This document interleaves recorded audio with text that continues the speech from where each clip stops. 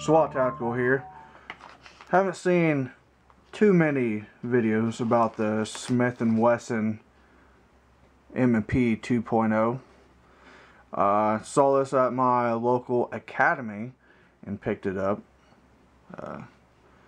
Actually, academy matched a local gun shop and also took 5% off of that. So I actually got this for about $26 cheaper than where I would have got it at a gun shop, the only gun shop that had one. It's been hard to find. Haven't seen too many of them. Haven't seen too many videos. I'm sure you guys, some of you guys know what the new stuff is, but I haven't shot it yet. Just picked it up tonight. Hopefully I'll get to the range Monday. It's a Friday right now, so I can shoot it. But overall, I definitely like this gun. It feels a lot better than the original M&Ps. At least the ones that have been coming out. It feels the huge improvement is the grip texture. I have a Smith&Wesson shield. Hang on, let me grab it real quick out of the holster. And this, I put some Talon grips on it because the slide or the texture on the standard Smith&Wesson M&Ps is horrible in my opinion. It's nowhere. I'll go ahead and clear this gun because I'm gonna be pulling the trigger here. I'm gonna take the mag and set it aside. But the texture on these guns are horrible. So I'm glad they improved that. That was one big improvement to me. And the biggest thing overall that made me purchase this is the trigger. It's a little bit better than the original ones that I've shot, and that's one thing I hated was the triggers. I'll go ahead and show you the trigger here itself. You pull it, it's got a nice, take up, and then it hits the wall. That's the wall there, and just a little bit back, reset. I could feel that reset and I could hear it, and I'm sure you guys can hear that too. And from there, it's, I would say it's, you can see that click forward and you can hear it. I would say it's probably around a 6-pound trigger in my opinion, if I had to guess. I don't have a trigger scale. I don't have access to one, so if I did, I would definitely show that. They also, I see up to the front, they added metal to reinforce the front end of the frame here. And then also they added some slight, very slight, traction there. I would never use it, honestly. And I don't even know if it's usable, honestly. I mean, especially this is a brand new gun. But overall, I mean, I'm trying to think what else did they change. Oh, they also changed this slide lock here, which I'll show you here in a minute. This is the 4.25 inch barrel. They have a 5-inch barrel model and FDE. Standard sights, standard little witness hole there. It's pretty much what they changed. Apparently I've never changed the back grips on any of the old Smith&Wesson M&Ps, but apparently they made this a lot easier to do. So basically you just turn that sideways like so, pulls right out, and basically just lift it kind of upwards, kind of locks in at the front. Also the frame that doesn't have as much as a beaver tail, and I want to say they maybe took a little bit of metal off here compared to the other one, so I'll have to see if I can get my hands on a regular Smith&Wesson, see what that looks like compared to this. But it comes with 4 back straps. So you got your this is the medium, it says it. Fill focus. That's the medium. You got large and medium, large, and then small. So the large, I'll go ahead and throw the large. This is the biggest one on there, so you can see. Put them on. It's got this little tab up front, so you kind of get it over, push it, and it locks in, and then you put the thing back in. But that makes it extremely, that to me, that feels uncomfortable. I mean, you'd have to be a big guy to use something like that, because it feels like I'm holding a high point. So I'm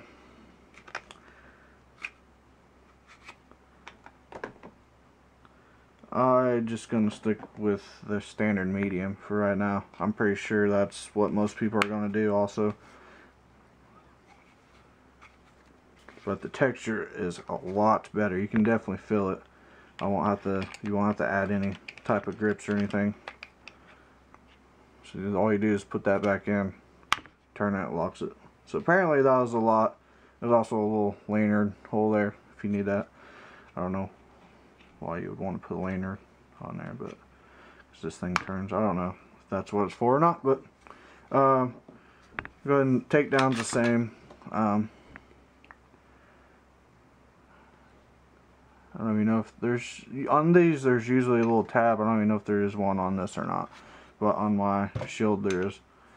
Basically lock the slide back, rotate the lever down, run it forward, and pull the trigger. Obviously you make sure it's clear, all your safety stuff there. Just pull the trigger and it comes right off. I'm not sure if they changed anything. This part, you guys own their standard ones will be able to tell, I'm sure.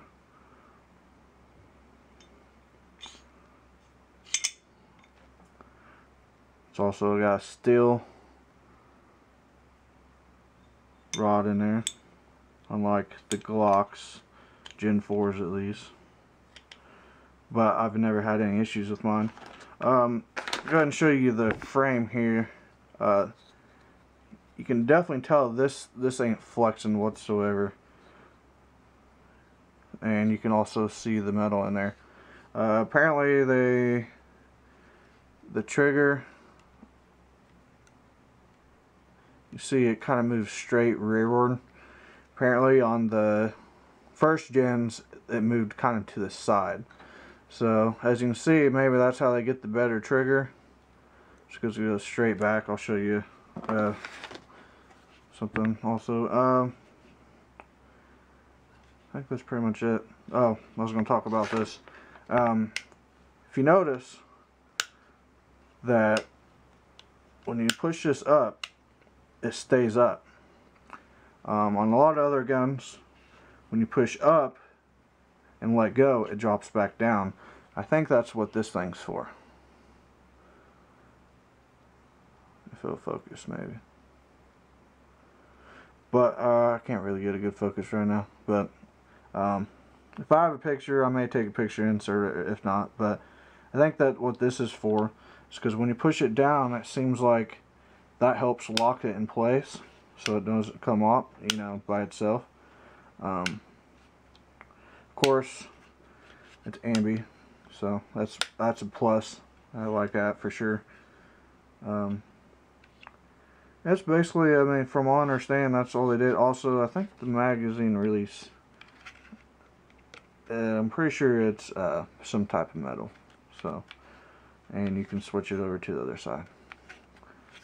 That's pretty much it. Kind of it's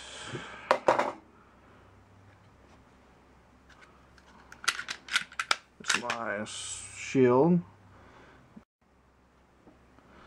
Apparently the camera just cut off for some reason. I have no idea why. But I'll go ahead and kind of show you the trigger on this. Make sure it's unloaded.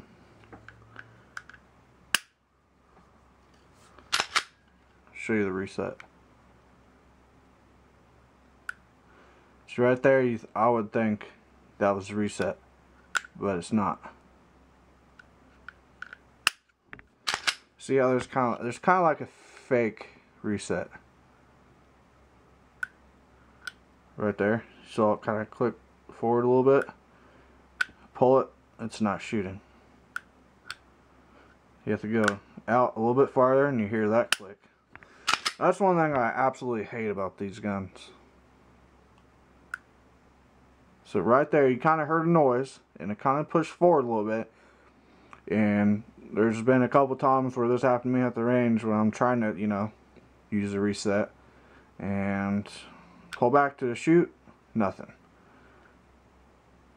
So it kind of goes forward, then it'll click.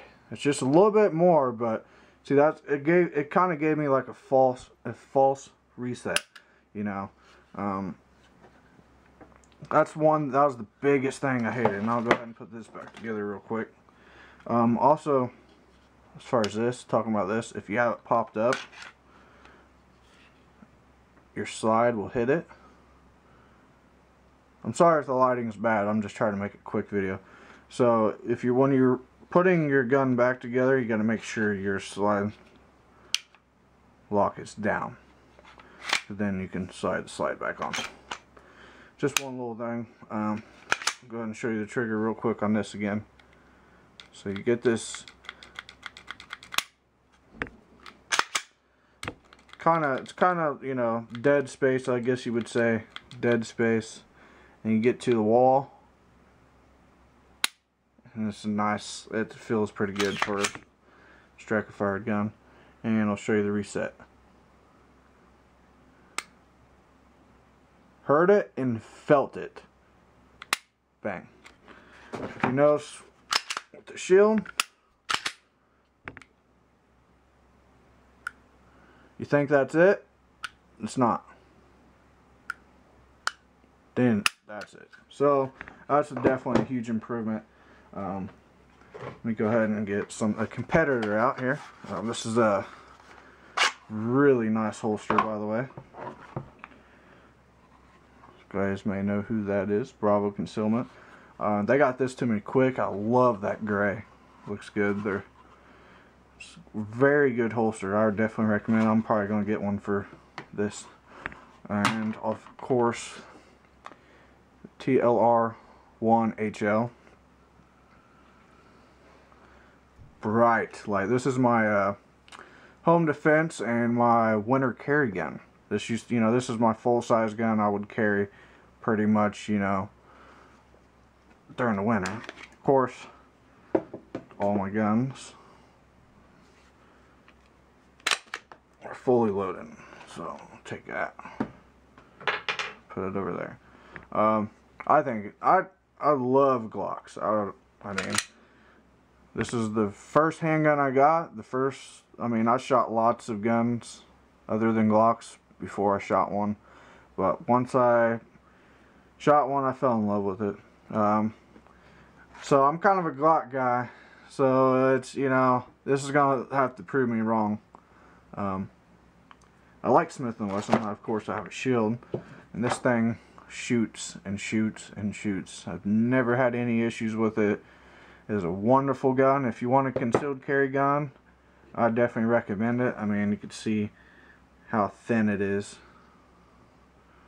compared to these other guns.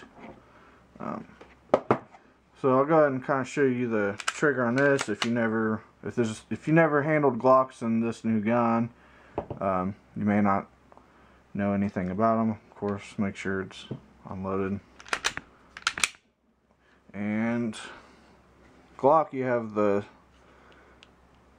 double trigger, or the safe action trigger, I'm pretty sure is what they call it. So you got to engage that to be able to pull it rearward. So it's got, you feel tension there. That entire time I'm feeling the tension. Here it feels a lot, you know, there's not as much tension. You basically, well, it may help if I rack it. So it's feeling tension there. Here you feel a little bit of tension, but it's not that bad. It's pretty light. And then it goes to the back wall right there. That's it right there. That's the back wall.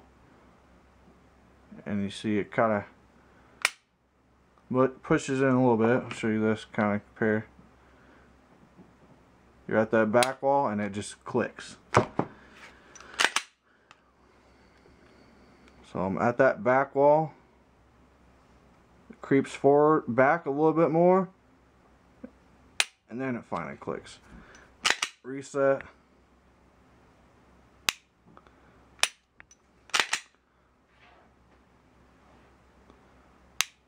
You hear that? That's what I love about Glocks. I just love the reset on these things. So that's what kind of was killing me about getting a full size Smith&Wesson. You can hear it and I could feel it, and that absolutely sold me on that. Honestly, this gun hasn't been cleaned, I don't think. I can't remember. I do notice the first part of the trigger feels overall, the Glock trigger feels heavier. That's a Glock 19 Gen 4.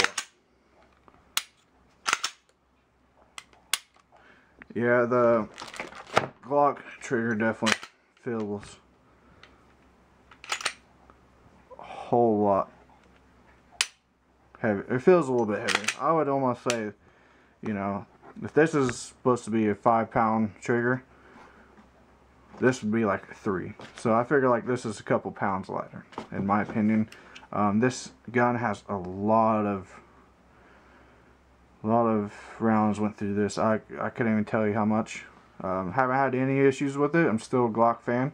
I love these Trijicon HD sights.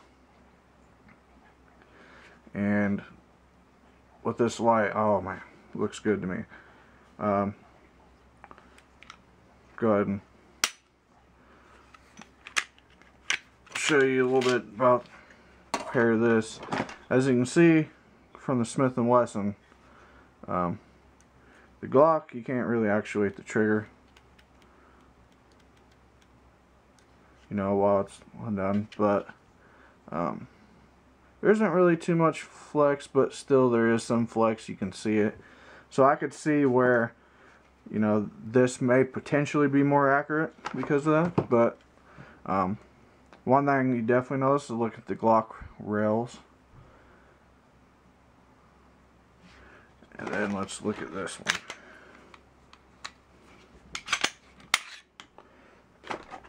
Let's do a side by side here as best we can. But you can see these rails are a lot beefier, in my opinion. So that's a good thing. And I'll go ahead and show you this for example. Well, push up, let go. This one you push up, stays up. So that's basically what I think what that bar did, because got all these guns here. If you notice on the Smith&Wesson shield, it's the same way. So I don't know why they did that necessarily, but apparently someone was saying, because when a lot of these guns, if you slam a mag in, they'll shut. So I don't know. Overall, I like it so far. I definitely recommend it. Without shooting it, I mean, camera shut off again. Smith&Wesson is a good brand. I've I've never had any problems. I might definitely shoot it and let you know 100%, but I'm sure if there was an issue, Smith&Wesson would stand by their product, I would hope. So next thing I'm going to do is take this to range, hopefully here coming on soon, and I figured I'll kind of do a video on it. I haven't seen too many of them, and kind of share my opinion and my thoughts about it. One thing I like about Glock is easy to put it back together. So if you're kind of curious about it, a lot of people are, or especially about the trigger, you know, it's definitely an improvement. I don't know, I haven't felt an aftermarket trigger, so I can't really say if it could be better, but they definitely fixed that. So I haven't loaded this gun up yet. I figure I got a full metal jacket just laying around. Kind of load it up for the first time. There's that witness hole, which you can't really see because that, oh, you can kind of see. So yeah, so far, I mean, go to your gun store if you can find it and check it out. And you know, as soon as I can, I'm gonna get a range visit with it, and I'll kind of compare the triggers between all of these and maybe a few other guns, depending on if I get someone to come out with me. But that's it. Appreciate you watching the video, and have a good night or day, morning, whatever it is.